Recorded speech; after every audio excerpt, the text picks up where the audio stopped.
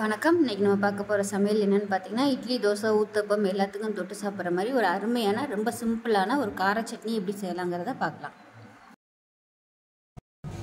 Mixie jar எடுத்துக்கலாம். இதில் 10 பல் பெரிய பல்லாக பூண்டு சேர்த்துருக்கேன், அதை சேர்த்துக்கலாம். ஒரு சின்ன துண்டு புளி சேர்த்துக்கலாம். காரத்துக்கு ஏற்ற மாதிரி வரமிளகா, நான் ஒரு 10 வரமிளகா எடுத்துருக்கேன். ஃபஸ்ட்டு இதை நம்ம அரைச்சிட்டு வந்துக்கலாம். இப்போ இந்த மாதிரி 1-2 அரைச்சிக்கோங்க.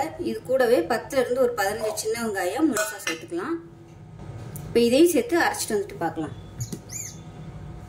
இப்போ ஒரு மிக்ஸி ஜார் எடுத்துக்கலாம். மீடியம் சைஸாக 2 தக்காளி, இதையும் தனியாக அரைச்சிக்கலாம். இப்போ ஒரு பேன் எடுத்துக்கலாம். நல்லெண்ணெய் சேர்த்துக்கலாம். எண்ணெய் சூடானது ஒரு டீஸ்பூன் கடுகு சேர்த்துக்கலாம். கடுகு வெடிக்க ஆரம்பிக்கும். கருவேப்பிலை சேர்த்துக்கலாம்.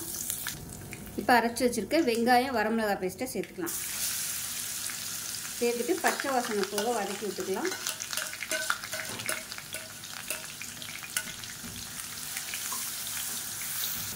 இப்போ 2 நிமிஷம் வதக்கியாச்சு. இப்போ தக்காளி அரைச்ச பேஸ்ட்டையும் சேர்த்துக்கலாம். சேர்த்துட்டு பச்சை வாசனை போக வதக்கிக்கலாம். இப்போ இதில் உப்பு சேர்த்துக்கலாம்.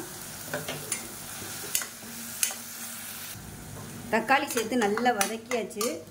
இப்போ இதில் கொஞ்சமாக தண்ணி சேர்த்துக்கலாம். தண்ணி சேர்த்து நல்லா கொதிக்க விட்டுக்கலாம். தண்ணி எவ்வளோ தேவையோ நீங்கள் அதுக்கு தகுந்த மாதிரி ஊற்றிக்கோங்க. அதுக்காக ரொம்ப ஊற்றிட வேணாம்.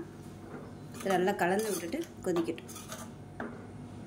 இப்போ பாருங்கள், சட்னி நல்லா அப்படியே வெந்து எண்ணெயெல்லாம் விட ஆரம்பிச்சிருச்சு. இந்த ஸ்டேஜ் வரைக்கும் நல்லா வதக்கிக்கலாம். இப்போ அமர்த்திடலாம் கேஸு.